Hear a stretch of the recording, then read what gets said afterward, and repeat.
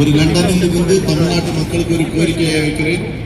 கன்னியாகுமரி மாவட்டத்தில் நடக்கும் கனிமவள கொள்ளைக்கு எதிராக போராடி பல வழக்குகளையும் இன்றும் சமரசம் இல்லாமல் போராடி கொண்டிருக்கிறார்கள். நாளைய சந்ததிகளை குறித்து சிந்திக்க வேண்டும் என்றால் நீங்கள் தயவு செய்து நாம் தமிழர் கட்சி விவசாய சின்னத்திற்கு வாக்களியுங்கள்.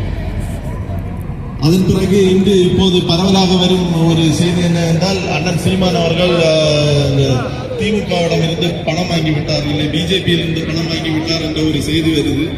அதுக்கு என்னுடைய பதில் அண்ணன் சீமான் அவர்கள் பணம் வாங்கி இருந்தால் இன்று எனக்கு தெரிந்து 2 மாவட்டத்திற்கு ஒரு நாள் போய் பேசுகிறார். சுமார் 6 முதல் 7 கூட்டங்கள் கலந்துகிறார். பணம் வாங்கி கொண்டால் அவர் வீட்டில் படுத்து சும்மா ஒரு 2 மீட்டிங்கை போட்டு 2 மேடையில பேசிட்டு வீட்டில் போய் படுத்துக்கலாம்.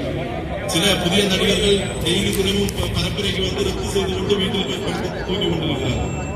ஆனால் அவர் இன்றைக்கு 2 மாவட்டம் குறைந்தது ஒரு இளைஞர்கள் என்னால் கூட முடியாது. நான் பலமுறை சிந்தித்திருக்கிறேன், எப்படி இவர் ஒரு 2 மாவட்டத்திற்கு இவ்வளவு வேகமாக தினமும் ஒரு 3 முதல் 4 மணி நேரம் பேச